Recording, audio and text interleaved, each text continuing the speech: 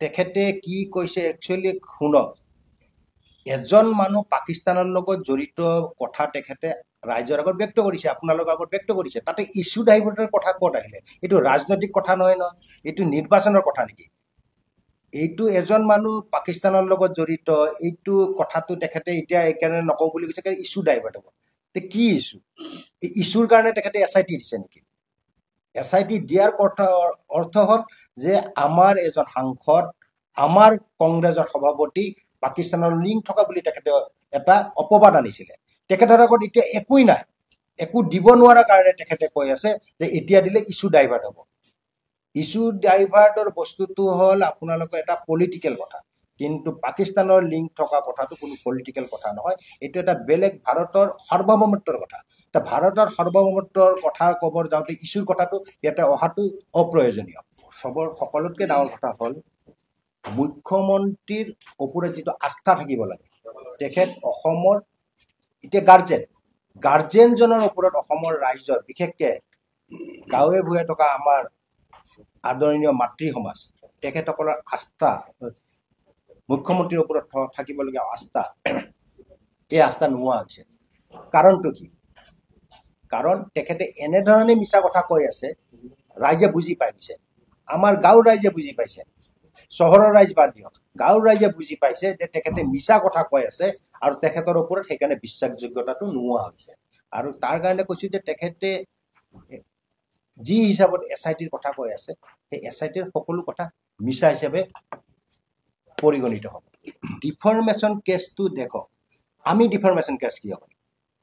আমাৰ সভাপতি গৌৰৱ গগৈৰ বিৰুদ্ধে তেখেতে SITত এটা ইনকুৱাৰী দিছিলে SITৰ ইনকুৱাৰী দিয়াৰ পিছতে ডিফৰ্মেশ্যন কেছটো ক'ৰ পৰা আহিলে তেখেতে ৰিপৰ্টখন ৰাইজৰ আগত ছাবমিট কৰক ৰাইজ ৰখি আছে ৰাইজ ৰখি থকাৰ পিছত এতিয়া তেখেতৰ ওপৰত আমি কেছ দিব লগা কোনটো পৰ্যায়ত আহিলে তেখেতে দোষী এতিয়া তেখেতে SIT ৰিপৰ্ট এটা লুকাই ৰখাটোও দোষী কাৰণ এইটো আপোনাৰ কোনো চুৰ ডকাইতৰ কথা নহয় এইটো ভাৰতবৰ্ষৰ সাৰ্বভৌমত্বৰ ওপৰত কথা ভাৰতবৰ্ষৰ অখণ্ডতাৰ ওপৰত কথা গতিকে তেখেতে পাকিস্তানৰ লগত জড়িত থকা ব্যক্তি এজনক আজি ৰাইজৰ মাজত সুচাৰুৰূপে ওলাই ঘূৰি ফুৰিবৰ কাৰণে ব্যৱস্থা কিয় কৰি দিছে তেখেতে তাৰ ব্যৱস্থা কিয় কৰা নাই যদি সঁচাই তেখেত জড়িত ব্যৱস্থা কৰিব লাগিব আজি আমি এজন পুলিচ অফিচাৰে যদি জানে যে এইজন চুৰ তেখেতক যদি এৰেষ্ট নকৰি চুৰ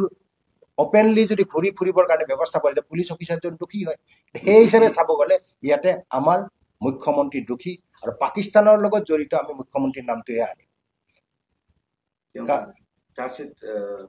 জুবিন গাৰ্গৰ কেছটো চাৰ্জশ্বিট ফাইল কৰাৰ পাছত সেইটো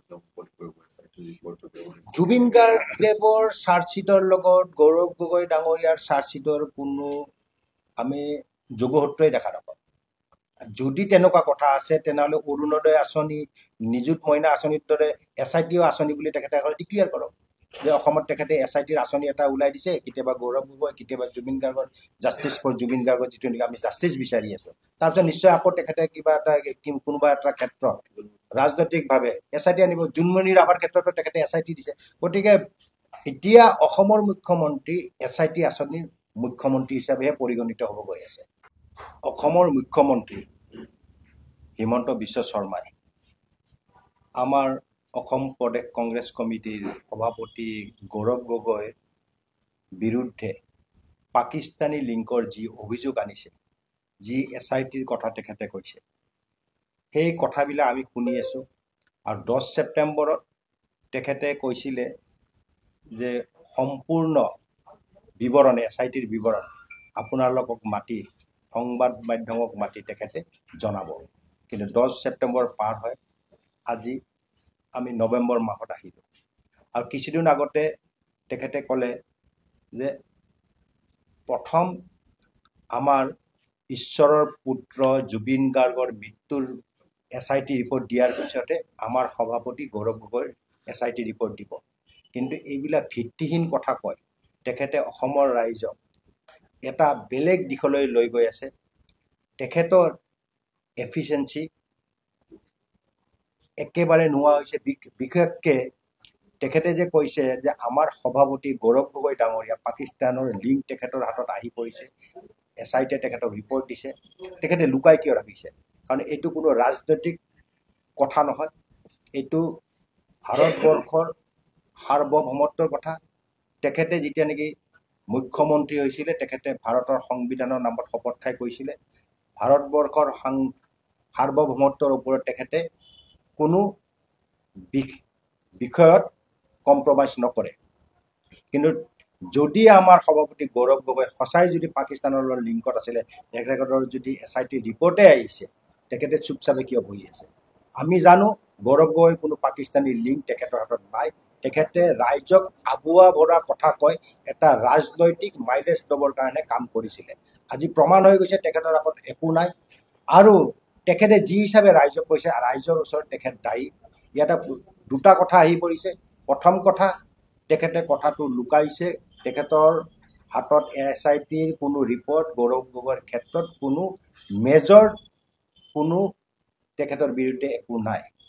আৰু তেখেতে যে ঠকা বুলি কৈছে দ্বিতীয় কথাটো হ'ল তেখেতে ঠকা বুলি কোৱাটো তেখেতে কথাটো লুকাইছে আৰু এই কথাটো লুকাব নোৱাৰে কাৰণ এইটো ভাৰতবৰ্ষৰ সাৰ্বভৌমত্বৰ কথা যিকোনো মানুহ যদি পাকিস্তানৰ লিংকত আছে তেখেতক এনেকৈ অপেনলি তেখেতে ঘূৰাই ৰাখিব নোৱাৰে তাৰ কাৰণে দোষী হিমন্ত বিশ্ব শৰ্মা নিজে আৰু আইনমতে হিমন্ত বিশ্ব শৰ্মাৰ ওপৰতহে কিবা আইনে ব্যৱস্থা ল'ব লাগে কাৰণ তেখেতে যি হিচাপত গৌৰৱ গগৈ ডাঙৰীয়া পাকিস্তানৰ লিংক থকা বুলি বাৰে বাৰে কৈ আছে কিন্তু তেখেতৰ হাতত কোনো তথ্য নাই আমি জানো আৰু তেখেতৰ হাতত যদি তথ্য আছে তেখেতে মনে মনে কিয় আছে আৰু তেখেতকে মনে মনে থকাটোৰ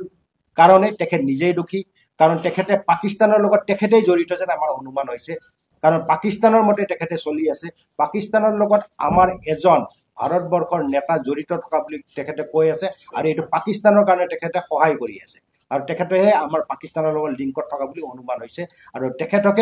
তেখেতৰ ওপৰত এটা ইনকুৱাৰী কৰাটো জৰুৰী বুলি আমি অনুমান কৰিছোঁ যদি তেখেতৰ পাকিস্তানৰ লগত লিংক নাথাকিলে হয় নিশ্চয় পাকিস্তানৰ লগত লিংক থকা এজন নেতাৰ কথা তেখেতে আমাৰ ৰাইজৰ আগত অসমৰ ৰাইজৰ আগত ক'লে কিন্তু তেখেতে কিয় কোৱা নাই আমাৰ সন্দেহ হৈছে এইটো পাকিস্তানৰ লগত লগ লাগি তেখেতে এইবিলাক কাম কৰি আছে চাওক ঈশ্বৰৰ পুত্ৰ জুবিন গাৰ্গ ঈশ্বৰৰ পুত্ৰ জুবিন গাৰ্গৰ মৃত্যুত মানুহ আহিবই কিন্তু তেখেতে যি হিচাপত কৈছে কোন দলে তেখেতৰ বিৰুদ্ধে কৈছে কি ব্যৱস্থা কৰিছে আমি লক্ষ্য কৰিছোঁ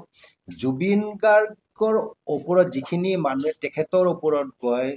নিজৰ স্বাৰ্থ পূৰণ কৰিছিলে সেইসকল এতিয়া জেলৰ ভিতৰত আৰু লগতে আমি চাইছোঁ যে জুবিন গাৰ্গৰ গানৰ ওপৰতে বিজেপি দল আহিছিলে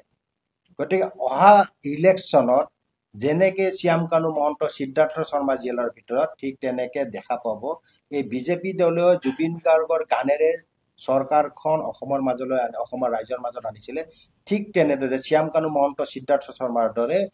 এই বিজেপি চৰকাৰখনক জুবিন গাৰ্গক ব্যৱহাৰ কৰি অহাৰ কাৰণে জুবিন গাৰ্গৰ আত্মাই তেখেতসকলক নিশ্চয় অসমৰ পৰা আঁতৰাই লৈ যাব আৰু আপুনি লক্ষ্য কৰিব যে জুবিন গাৰ্গে পলিটিক্স নকৰি বা বন্ধু এতিয়া মই বিজেপিৰ নেতাসকলকো দেখা পাওঁ যে তেখেতসকলে পলিটিক্স নকৰিব বন্ধু বুলি কয় আমাকো কেতিয়াবা আঙুলিয়ায় কিন্তু এই পলিটিক্স নকৰিবা বন্ধুৰ গানটো তেখেতে কা আন্দোলনৰ সময়তহে গাইছিলে কা আন্দোলনৰ সময়ত তেখেতে বিজেপিৰ বিৰুদ্ধেহে আন্দোলন কৰিছিলে গতিকে এই গানটো কমপ্লিটলি বিজেপিৰ নেতাসকলৰ বিৰুদ্ধেহে বনোৱা গান এইটো কোনো বেলেগ দলৰ বিৰুদ্ধে বনোৱা গান নাছিলে যিকোনো খবৰৰ বাবে যোগাযোগ কৰক 7099017330 লগতে 7099017110 নম্বৰত